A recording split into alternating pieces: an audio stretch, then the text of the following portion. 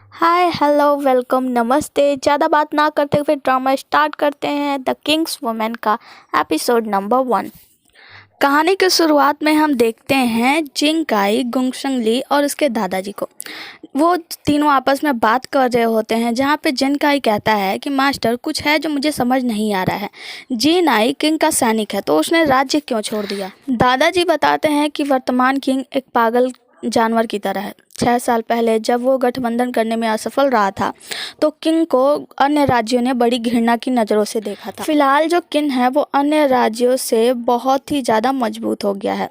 अन्य राज्य जो हैं वो लू वोई पर नज़र गड़ाए हुए हैं, जो कि किंग की सत्ता में आता है और वो बहुत ही ज़्यादा चालाक व्यक्ति है। अन्य राज्यों ने वेई के राज्य को कमज़ोर करने के लिए लॉर्ड टिन और लॉर्ड एली के बीच बहुत ही सारे मतभेद के बीज बोए थे। एट लास्ट उन्होंने भगवान जुआंग को भी जाने दिया, लॉर्ड जुआंग को जाने दिया और झाओ जी के बेटे को नियुक्त किया, यिंग जेंग को क्राउन प्रिंस के रूप में। यिंग जेंग क्राउन प्रिंस के रूप में अपने मंत्रियों पर जीत हासिल करने लगा ताकि वो अपनी राजनीतिक शक्ति का विस्तार कर सके। मुझे लगता है कि जीनी ने राज्य छोड़ दिया क्योंकि वह तैयार नहीं था लू वू वाई के साथ रहने के लिए और उसके बुरे कर्मों के साथ काम करने के लिए। गोंगशंग ली कहती है कि मुझे अच्छे से याद है, एक बार दादाजी ने बताया था कि जब हम गठबंधन का सामना करने गए थे किंग ए में शामिल होने के लिए, तो हम अप्रत्याशित रूप से वेई द्वारा नष्ट कर दिए गए थे और वेई के जागीरदार बन गए थे। दादाजी बताते हैं कि उसके बाद से किंग के राजा के आदेश में हमारे राज्य को एवांग शहर में स्थानांतरित कर दिया गया था और उन्हें किंग के राजा द्वारा नियंत्रण किया गया था। मैं अतीत को लेकर बहुत ही ज़्यादा परेशान हूँ। गोंगशंग ली कहती है कि दुनिया पर हावी होना ही लू वुई का एक लक्ष्य है। राज्यों में युद्ध जारी है और लोग निरंतर भय में रहते हैं। अगर 6 राज्यों के साथ हम नहीं जुड़ते हैं तो मुझे डर है कि हम राज्य को खो देंगे। जिंग काई कहता है कि गोंगशंग ली, मुझे पता है तुम एक हीन व्यक्ति नहीं हो, लेकिन तुम्हें पता है तुम्हारी पॉलिटिकल नॉलेज ना बहुत ही ज़्यादा एक्स्ट्रा ऑर्डिनरी, बहुत ही ज़्यादा अच्छी है। गोंगशंग ली कहती है हाँ बिल्कुल, अगर मैं एक महिला ना होती तो मैं अपने दादा के पद चिन्हों पर चलती और राजा को सर्व करती। उसके बाद से दादाजी कहते हैं ठीक है, अब जल्दी जल्दी अपना खाना ख़त्म कर लो, हमें लंबी जर्नी करनी है। आगे की सीन में हमें दिखाया जाता है बहुत सारे सैनिक और वहाँ पे एक इंसान को दिखाया जाता है जो कि शिकार कर रहा होता है एक हिरन का। शिकार पूरा होता है और हम मिलते हैं मेन लीड यिंग जेंग से, जो कि शिकार पूरा करता है और अपने सैनिकों से कहता है उठाओ इसे और लेकर चलो यहाँ से। तभी वहाँ पे एक नौकर आदमी आता है और वो कहता है महाराज आप ऐसा नहीं कर सकते, क्योंकि यहाँ का रूल है, यहाँ का मार्क्वेस चैंगविंग्स का रूल है उनका बनाया हुआ कि जो भी कोई भी शिकार करता है किए गए शिकार को उसे मार्क्वेस चैंगविंग को देना पड़ता है। यहाँ पे इनका जो सैनिक होता है, यिंग जेंग का सैनिक कहता है कि नौकर कहेंगे तुम्हारी हिम्मत कैसे हुई महाराज के सामने बोलने की, तुम्हें पता है रूल हमेशा यही सेट करते हैं और ये जो चाहे वो कर सकते हैं। तुम्हारे मार्क्वेस चैंगविंग्स क्या हमारे महाराज से बढ़कर हैं, उनसे आगे हैं? ऐसा कुछ नहीं है, तो तुम जाकर बोल दो उन्हें, अब जो महाराज चाहेंगे वही होगा।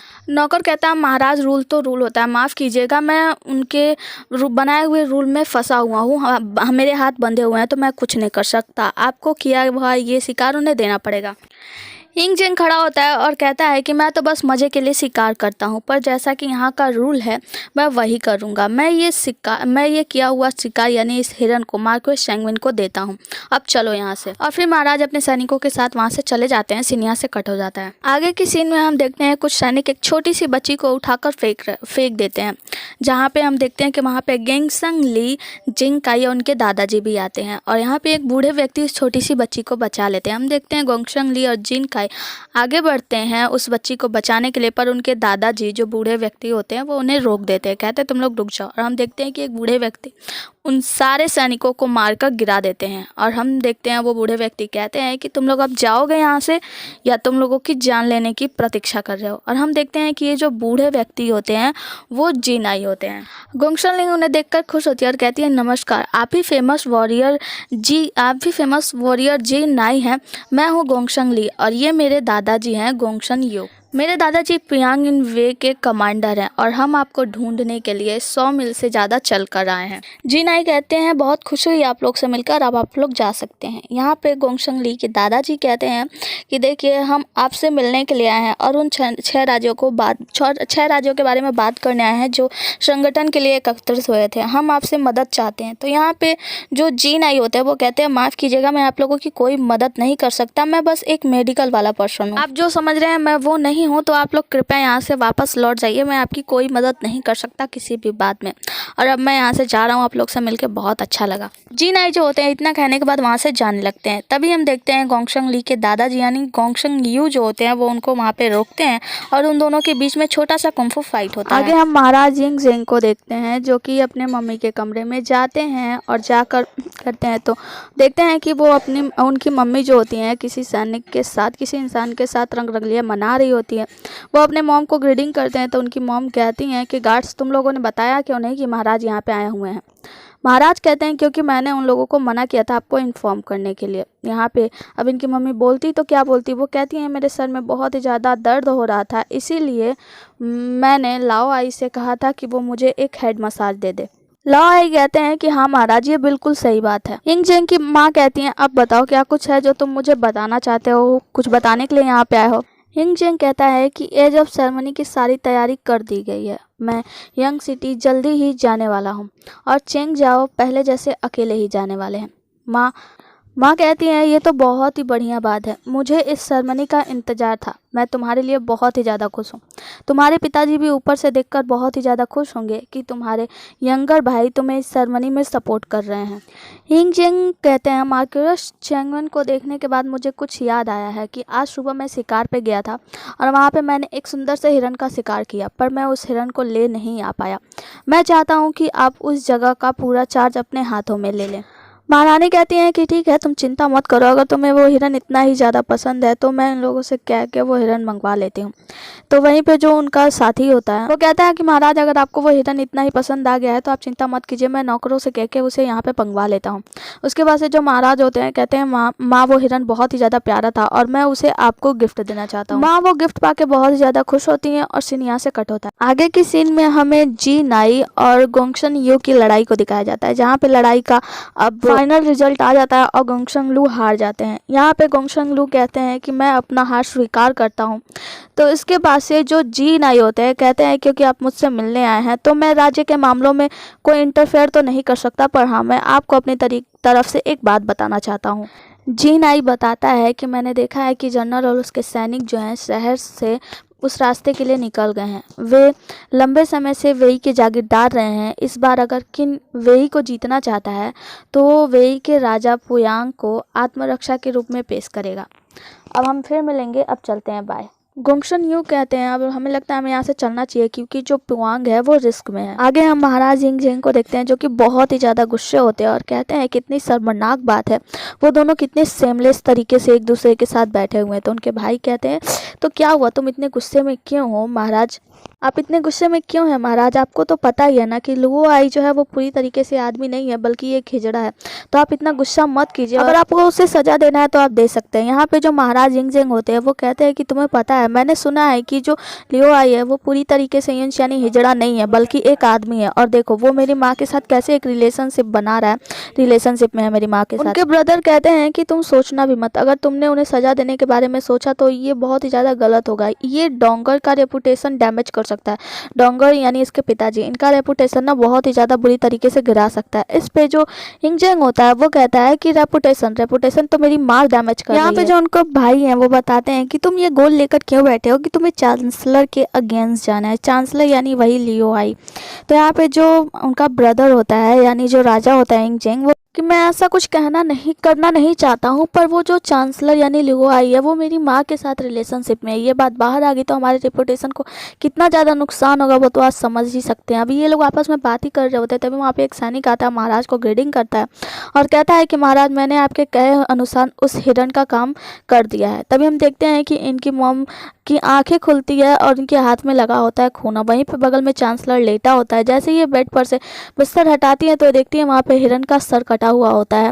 हिरन के सर को देखकर ये दोनों एकदम से डर जाते हैं। सीन यहाँ से कट होता है आगे की सीन में हम एक आदमी को देखते हैं जो कि जिन काई गोंगशंग लिया उसके दादाजी से मिलते हैं और वो कहते हैं कि हम आप लोगों का बहुत दिनों से वेट कर रहे थे, मुझे विश्वास है कि आप किंग आर्मी से मिल चुके होंगे। गोंगशंग ली कहती है कि हांग चेंग ये बताइए कि प्यांग की हालत अब कैसी है। दादाजी कहते हैं आओ चलो अंदर बैठ के बातें करते हैं। हांग सांग बताते हैं कि मेरे इन्वेस्टिगेशन के अनुसार जो किंग आर्मी है वो प्यांग के लोकेशन पे पहुंच चुका है। हो सकता है वो आज रात को या फिर कल दोपहर के बाद अटैक कर दे। दादाजी कहते हैं कि 10 सालों के बाद ऐसा हुआ है कि क्विंग सिटी ने हमारे राज्य पे हमला किया है, तो वह कहते हैं जिंगहाई और सेंगहान तुम दोनों ईस्ट और वेस्ट दोनों तरफ से हमारे राज्य को डिफेंड करोगे और मैं जाऊंगा राज्य में उन लोगों से अपने सिटी को बचाने के लिए। तुम लोगों को इस बात का ध्यान रखना है कि वहाँ के सिटीजन्स जो हैं वो वहाँ से आराम से निकल पाएँ सेफली, उन्हें कोई परेशानी ना। गोंगशंग ली कहती है तो दादाजी मैं क्या करूँगी।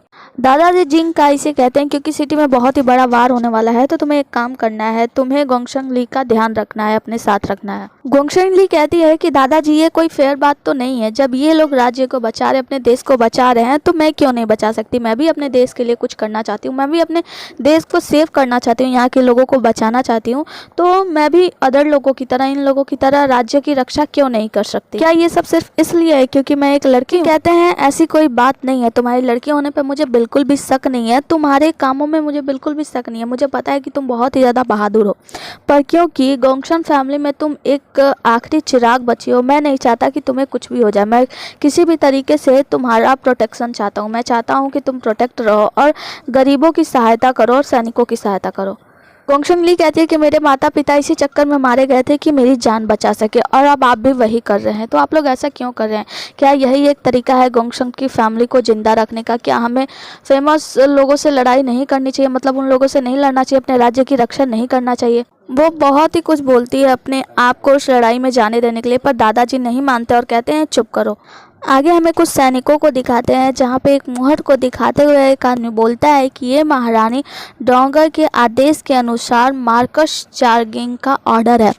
सुबह होते ही योंग सिटी में जहाँ एज ऑफ सेरेमनी चल रहा है, यानी राजा बनने की प्रक्रिया चल रही है, वहाँ जाकर हमें हमला करना है। मेरे सोर्स से पता लगा है कि जो वहाँ के राजा थे वो मारे गए हैं और जिसका वहाँ पे राज्य अभिषेक होने वाला है वो वहाँ का नकली राजा है। महारानी के आदेश अनुसार और उनके मुहर का मेरे पास है तो आप सभी सैनिकों को मेरी बात माननी होगी। सैनिकों चलो और हम उस नकली राजा को मार देंगे। आगे हम देखते हैं कि एज ऑफ सेरेमनी स्टार्ट होती है और यिंग जेंग को पूर्वजों के आदेश अनुसार पूर्वजों के आशीर्वाद के साथ वहाँ का राजा बना दिया जाता है। आगे हमें एक बैटल ग्राउंड का सीन दिखाया जाता है जहाँ पे बताया जाता है कि इन 241 BC जनरल मेंग हाउ जो हैं, जो क्विंग के जनरल हैं, वो अपने सैनिकों को लीड कर रहे हैं प्यांग को बचाने के लिए। इधर दूसरी तरफ हम देखते हैं कि महाराज का सेरेमनी ख़त्म होता है और वो फाइनली राजा बन जाते हैं, किंग बन जाते हैं और वो बाहर आते हैं। उनके सारे सैनिक अपने घुटनों के बल बैठ के महाराज को ग्रीटिंग करते हैं। महाराज के कहने पर सभी लोग खड़े होते हैं। तभी वहाँ पर एक सैनिक आता है, एक जनरल आता है और वो महाराज को बताता है कि महाराज जनरल मेंग वू जो हैं वो क्विंग की तरफ से लड़ाई लड़ रहे हैं और आपके राजा बनने पर यही आपके लिए तोहफा है। यहाँ पे सैनिक के बातों से पता चलता है कि मार्कस चार्जिंग जो है वो महाराज के खिलाफ बातें कर रहा है, मतलब महाराज के खिलाफ लड़ने का आदेश दे चुका है। आगे हम कुछ सैनिकों को देखते हैं जो कि प्यांग के राज्य में घुस गए होते हैं घुसपैठिए बन के। तभी हम देखते हैं शेन हान और गोंगशन ली के दादाजी गोंगशन यू दोनों लोग वहाँ पे बचाने के लिए आए होते हैं। तो गोंगशन यू कहते हैं कि शेन हान तुम एक काम करो, जाओ यहाँ से और लोगों की जान बचाओ। शेन हान वहाँ से नहीं जा रहे होते हैं पर दादाजी के कहने पे वहाँ से चले जाते हैं लोगों की जान बचाने और यहाँ पे उनके दादाजी इन सब सैनिकों को रोकने की कोशिश करते हैं। आगे यहाँ पे सैनिक और दादाजी के बीच लड़ाई शुरू होती है। दूसरी तरफ हम देखते हैं कि महाराज के पास कुछ सैनिक आते हैं और वो बताते हैं कि महाराज जो मार्कस चार्जिंग है वो सैनिकों के बीच में बहुत सी बातें फैला दिया, उन्होंने विद्रोह कर दिया। उन्होंने उन लोगों से कहा है कि जो यहाँ के रियल महाराज थे थे वो मारे गए हैं और जो इस समय के किंग हैं वो फेक हैं। उन लोगों के पास महारानी डोंगर का आदेश है, मतलब उनके पास उनका मुहर भी है। इससे सैनिकों का भरोसा पूरी तरीके से बढ़ गया है। यहाँ पे जो महाराज के मंत्री लोग होते हैं वो समझाने की कोशिश करते हैं कि ऐसा बिल्कुल नहीं हो सकता, महारानी ऐसा नहीं कर सकती, क्योंकि वो राज्यों के विषय में कभी भी नहीं बोलती, बीच में नहीं आती हैं, तो उनकी गलती नहीं होगी, ये नहीं हो सकता। महाराज आप विश्वास रखिए, महारानी ऐसा नहीं कर सकती, महारानी डोंगर इन सब में बिल्कुल भी इन्वॉल्व नहीं है। तभी हमें एक छोटा सा झलक दिखाया जाता है जहाँ हमें पता चलता है कि महारानी को लियो आई ने महारानी को धोखा दे दिया था और ज़बरदस्ती उनसे वो मोहर हासिल कर लिया था, जिस पे महारानी ने लियो आई से पूछा था, लियो आई तुम ऐसा नहीं कर सकते, वो मेरा बेटा है, मतलब जैंग मेरा बेटा है, तो तुम मेरे बेटे के साथ ऐसा कैसे कर सकते हो। इस पे लियो आई कहता है कि महारानी अगर मैंने उसे नहीं मारा तो वो मुझे मार डालेगा, तो इसके लिए मुझे माफ़ कीजिएगा, और वहाँ से मोहर लेके चला जाता है। आगे हम देखते हैं कि वो जो आदमी होता है वो बार बार महाराज से यही कह रहा होता है कि महाराज आपको ऑर्डर देना चाहिए कि महारानी को सेफली बचाया जा सके। इस पर महाराज उससे कहते हैं कि अच्छा तो तुम वो आदमी हो जो कि हम अपने महाराज के बारे में नहीं सोचता, बल्कि तुम महारानी को इम्प्रेस करना चाहते हो। आगे हम सुनते हैं कि महाराज आदेश देते हैं कि चलो अब कौन हमारे साथ है, चलो देखते हैं, और सबसे पहला काम यही है कि लियो को मारना है। और यहाँ पे सारे सैनिक बहुत ही ज़्यादा उत्साहित हो जाते हैं और कहते हैं कि हाँ मारेंगे, हम आपके तरफ से लड़ेंगे। दूसरी तरफ हमें बैटल ग्राउंड का सीन दिखाया जाता है जहाँ पे कुछ लोग लड़ाई कर रहे होते हैं। तभी वहाँ पे ग्रैंडफादर यानी गोंगशंग यू आते हैं और वो कुछ लोगों की जान बचाते हैं। वो उन लोग को वहाँ से भाग जाने का इशारा करते हैं, जहाँ से जो लोग होते हैं वहाँ से चले जाते हैं, सिविलियंस वहाँ से चले जाते हैं, और दादाजी और उन सभी सैनिकों के बीच में एक लड़ाई छिड़ जाती है। आगे हमें जिंग काई और गोंगशंग ली को दिखाया जाता है। गोंगशंग ली जिंग काई से कहती है कि मैं बहुत ही ज़्यादा उदास हूँ, बहुत ही ज़्यादा चिंतित हूँ, दादाजी इस समय कैसे होंगे और वो कब तक वापस आएंगे, लड़ाई कब तक ख़त्म होगी, मैं बहुत ही ज़्यादा इन सब के बारे में सोच रही हूँ। तभी हम देखते हैं जो जिंग काई होता है वो सोच रहा होता है कैसे दादाजी ने एक दिन पहले उसे रात को बता दिया था कि मैं वापस लौट के नहीं आऊँगा। जिंग काई ये सारी बातें अपने मन ही मन में सोच रहा होता है, तो गोंगशंग ली उससे पूछती है कि जिंग काई क्या सोच रहे हो तुम, किस बारे में। तो जिंग काई उसे बता देता है कि दादाजी ने कल ही मुझे बता दिया था कि वो वापस कभी लौट कर नहीं आएंगे, इसीलिए मुझे ऐसा लगता है कि दादाजी शायद नहीं आएंगे वापस, वो मारे जाएंगे। जो गोंगशंग ली होती है बहुत ज़्यादा गुस्सा होती है, कहती है कि तुमने मुझे ये सब पहले क्यों नहीं बताया। वहाँ से दौड़ते हुए अपने दादाजी को ढूंढने के लिए चली जाती है। जैसे ही जिंग काई ये देखता है कि गोंगशंग ली दादाजी को ढूंढने के लिए जा रही है, तो जिंग काई भी उसके पीछे पीछे चला जाता है। आगे हमें दादाजी को दिखाया जाता है जिनके साथ बहुत ही सारे सैनिकों की लड़ाई होती है, पर क्योंकि दादाजी बूढ़े हो गए हैं तो ज़्यादा देर ये सैनिकों को संभाल नहीं पाते और फाइनली दादाजी को भी एक तलवार लगी जाती है। तभी वहाँ पे आती है दौड़ते हुए गोंगशंग ली और वहाँ पे पहुँचता है जिंग काई। दोनों को पहुँचने में बहुत ही ज़्यादा देर हो गई होती है क्योंकि तब तक दादाजी घायल हो जाते हैं। जिंग काई और गोंगशंग ली दोनों दादाजी के पास जाते हैं, उन्हें उठाते हुए कहते हैं कि दादाजी हम आपको लेकर हॉस्पिटल चलते हैं, डॉक्टर के पास ले चलते हैं, जिस पे दादाजी मना करते हैं और कहते हैं कि मुझे डॉक्टर के पास ले जाने की कोई ज़रूरत नहीं है क्योंकि अब मुझे कोई नहीं बचा सकता, अब मेरा आखिरी वक्त चल रहा है। जिस पे जो जिंग काई कहता है कि मास्टर मुझे माफ़ कर दीजिए, मैं आपके लिए कुछ नहीं कर पाया। जिस पर मास्टर कहते हैं नहीं, कुछ ऐसा है जो सिर्फ तुम ही कर सकते हो, सिर्फ तुम्हें ही करना है, तुम ना मेरे गोंगशंग का ख्याल रखना है, गोंगशंग ली का तुम्हें ध्यान रखना है, उसे प्रोटेक्ट करना है। तो गोंगशंग ली कहती है दादा फिर मेरा क्या होगा, आप मुझे छोड़ के कैसे जा सकते हैं। तो इस पर दादाजी कहते हैं देखो मैं जा रहा हूँ दुनिया से, पर मैं तुम्हें कुछ बता के जाना चाहता हूँ। मैं चाहता हूँ कि तुम जानो, यहाँ पर तुम देख रही हो कि जो लोग हैं वो एक दूसरे की जान लेने के लिए आतुर हैं, एक दूसरे की जान ले रहे हैं अपनी एक खुशी के लिए। तो तुम ध्यान रखना, तुम्हें अगर ज़िंदगी जीना है तो दूसरों के लिए नहीं बल्कि खुद के लिए जीना है। और इतना कहते हुए दादाजी स्वर्ग सिधार जाते हैं। आगे की सीन में हमें राजा को दिखाया जाता है जो कि लियो को ढूंढ लेते हैं और कहते हैं चलो मार डालो सबको। और हम देखते हैं कि जो राजा होते हैं बड़ी ही बेरहमी से वहाँ के सैनिकों को एकदम सब्जी की तरह काटते हुए आगे बढ़ते जाते हैं लियो की तरफ।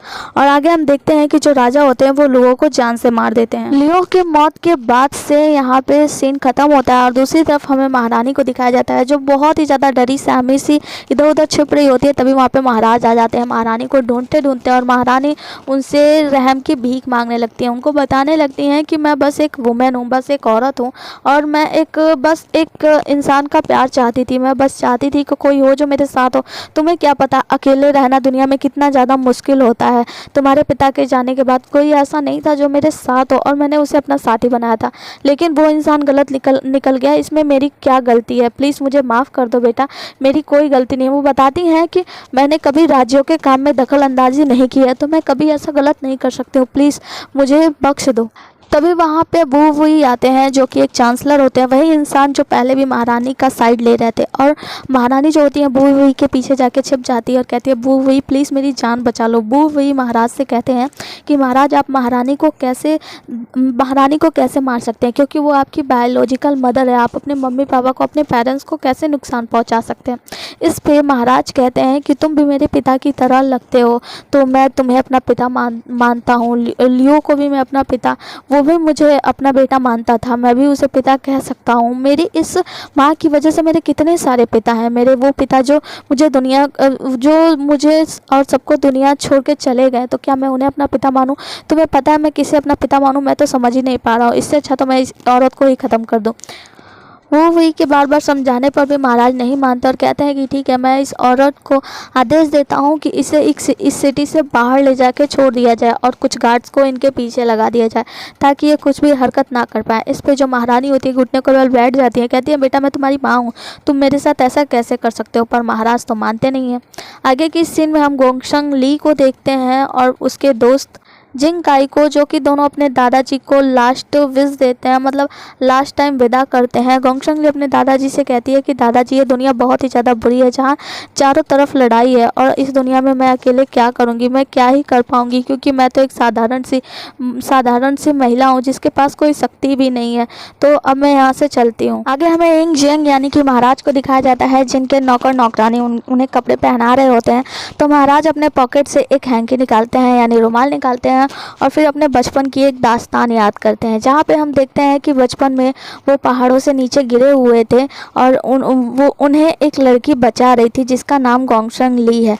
गोंगशंग ली ने महाराज की जान बचाई थी बचपन में और हम देखते हैं कि गोंगशंग ली जब देखती है कि उनके हाथों पे चोट लगा है तो पहले तो वो हाथों को चूमती है और फिर उसी हाथ में वही रुमाल बांध देती है और फिर चांद को देखकर प्रार्थना करती है कि हम तीनों प्रार्थना करते हैं कि हम तीनों हमेशा हेल्दी रहें और तीनों की दोस्ती ऐसे ही बनी रहे।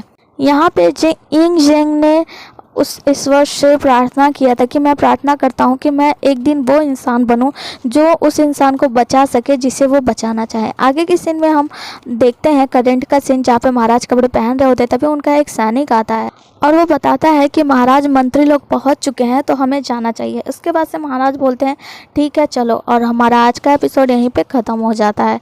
मिलते हैं अगले एपिसोड में, तब तक के लिए बने रहिए हमारे साथ। Tata bye bye, take care and good night. और हाँ, वीडियो अच्छा लगे तो लाइक कर देना और चैनल को सब्सक्राइब करके जाना।